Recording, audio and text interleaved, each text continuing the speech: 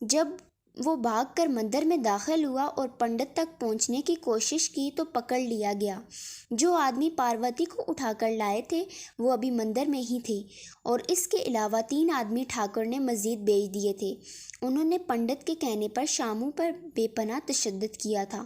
شام تک کوئی نہ آیا۔ شام کو وہ لوگ آئے اور شامو کو اٹھا کر لے گئے۔ پاروتی روتی چلاتی رہی مگر انہوں نے اس کی ایک نہ سنی اور شامو کو لے کر چلے گئے۔ پھر اس کے بعد شامو کا کبھی پتہ نہ چلا۔ پاروتی کو مندر میں آج تیسری رات تھی اور آدھی رات کے قریب پنڈت ایک آدمی کے ساتھ تہخانے میں آیا۔ لونڈیاں نے مہاراج کو پہچان تو لیا ہوگا، پنڈت نے کہا تو پاروتی نے چونک کر آنے والے کو دیکھا تھا۔ اس عقل میں یہی آیا تھا کہ یقیناً یہ درندہ اشونت ٹھاکر ہی ہوگا، مگر اس نے پوچھا نہیں تھا۔ وہ چاہتی تھی کہ ان لوگوں کو علم ہی نہ ہو کہ وہ سرسوتی کے بجائے پاروتی ہے، ورنہ اس کی بہن کو بھی اٹھا کر لا سکتے تھے۔ اس دن تو بچ گئی تھی مگر آج تو نہیں بچے گی، ٹھاکر نے رہونیت سے کہا تھا۔ تمہیں کیا لگتا تھا کہ تم ٹھاکر سے بچ جاؤ گی؟ تم جانتی نہیں تھی کہ ہم یہاں کے ٹھاکر ہیں، یہاں پر ہمارا راج چلتا ہے اور کوئی ہمیں پوچھنے والا بھی نہیں، ہم جو چاہیں کریں۔ ٹھاکر شاید شراب کے نشے میں بھی تھا۔ وہ جھومتا آگے آیا اور پاروتی کے گال کو اپنی انگلی سے چھونا چاہا۔ پاروتی بدک کر پیچھے ہٹی۔ ہاں ہاں، تہخانے میں ٹھاکر کا کہکا گونجا تھا۔ پاروتی کو لگا جیسے بہت سے شیطان ہنس رہے ہوں۔ اس نے سہم کر پنڈت اور ٹھاکر کو دیکھا۔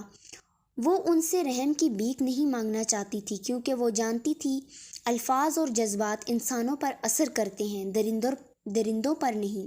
ٹھاکر ایک بار پھر آگے ہوا اور پاروتی کا بازو پکڑ کر اسے اپنے قریب کرنا چاہا۔ پاروتی نے بازو چھڑانے کے لیے زور لگایا۔ اس کے بازو میں درد کی لہر اٹھی۔ اس کی نیلی آنکھوں سے بے ساختہ آنسو نکل آئے۔ ہاں ہاں، ٹھاکر نے ایک بار پھر شیطانی کہکا لگایا اور پاروتی کو کھینچ کر اپنے سینے سے لگا لیا۔ پنڈت قریب کھڑا مسکرا رہا تھا۔ پاروتی نے اپنا پورا زور لگا کر ٹھاکر کو اپنے سے دور کرنا چاہا۔ ٹھاکر نے خود ہی اسے چھوڑ دیا۔ پاروتی نے پیچھے ہٹ کر ٹھاکر کے منہ پر تھوک دیا۔ پنڈت اور ٹھاکر ہکا بکا رہ گئے تھے۔ پھر پنڈت نے ہی نمک حلال کرنے کے چکر میں آگے بڑھ کر پاروتی کے منہ پر زوردار تھپڑ مارا۔ تھپڑ کھا کر وہ لڑکھڑائی اور پھر سنبھل کر پورے جنون اور وحشت سے پنڈت کو دھکا دے دیا۔ پنڈت دھکا کھا کر دیوار سے ٹکرایا تھا۔ اس کو اپنے چاروں طرف تارے سے ناچتے نظر آنے لگے۔ اتنی دیر میں ٹھاکر اس تک پہنچ چکا تھا۔ اس نے پاروتی کو تھپڑ مارا۔ اسے اپنے چہرے پر تھوکے جانے کا بھی غصہ تھا۔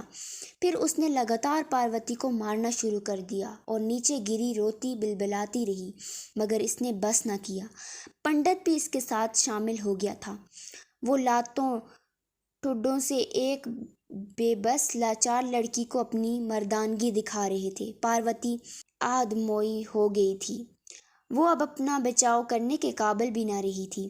اس کے بعد انہوں نے اس کے کپڑے اتار کر اسے برہنہ کر دیا اور پھر مندر کے تہخانے میں شیطان کا کھیل شروع ہو گیا۔ صبح تک وہ باری باری اس کے جسم سے کھیلتے رہے اور پھر اسے اسی حالت میں چھوڑ کر واپس چلے گئے۔ سارا دن کسی نے پاروتی کی خبر نہ لی تھی۔ شام کو پنڈت کھانا لے کر آیا اور وہاں رکھ کر چلا گیا۔ پاروتی نیم بے ہوشی میں پڑی سسک رہی تھی۔ اگلی رات پنڈت نے اس کے ساتھ پھر وہی کھیل کھیلا اور پھر اس کے گلے میں رسی ڈال کر پاروتی کو ہمیشہ کے لیے سلا دیا۔ اگلی صبح مندر کے عقبی باغیچے میں ایک اور گمنام قبر کا اضافہ ہو گیا تھا۔ سرسوتی اپنی بہن کی جدائی میں دن رات روتی رہتی تھی۔ اسے اس کے ماں باپ کو نہ کھانے کا ہوش تھا نہ پینے کا۔ یہی حال شامو کے گھر والوں کا بھی تھا۔ شامو واپس نہیں آیا تھا۔ کوئی نہیں جانتا تھا کہ وہ شامو اور پاروتی مندر کے عقبی باغیچے میں لگے گیندے کے پھولوں کا رزق بن چکے ہیں، ویسے ہی جیسے کئی اور معصوم لڑکیاں بنی تھیں۔ دینا ناتھ دن رات گاؤں کی گلیوں میں گھومتا رہتا تھا اور ٹھاکروں کو بددعائیں دیتا رہتا تھا۔ ٹھاکروں والے مندر کا پنڈت بھی اس کی بددعاؤں میں شامل تھا۔ بے بس انسان پہ ظلم کوئی ظلم کرے تو وہ یا تو بد دعا ہی دے سکتا ہے یا پھر گالی۔ لوگ سمجھتے تھے کہ دینا ناتھ پاگل ہو گیا ہے، مگر دینا ناتھ پاگل نہیں ہوا تھا، البتہ بے خوف ضرور ہو گیا تھا۔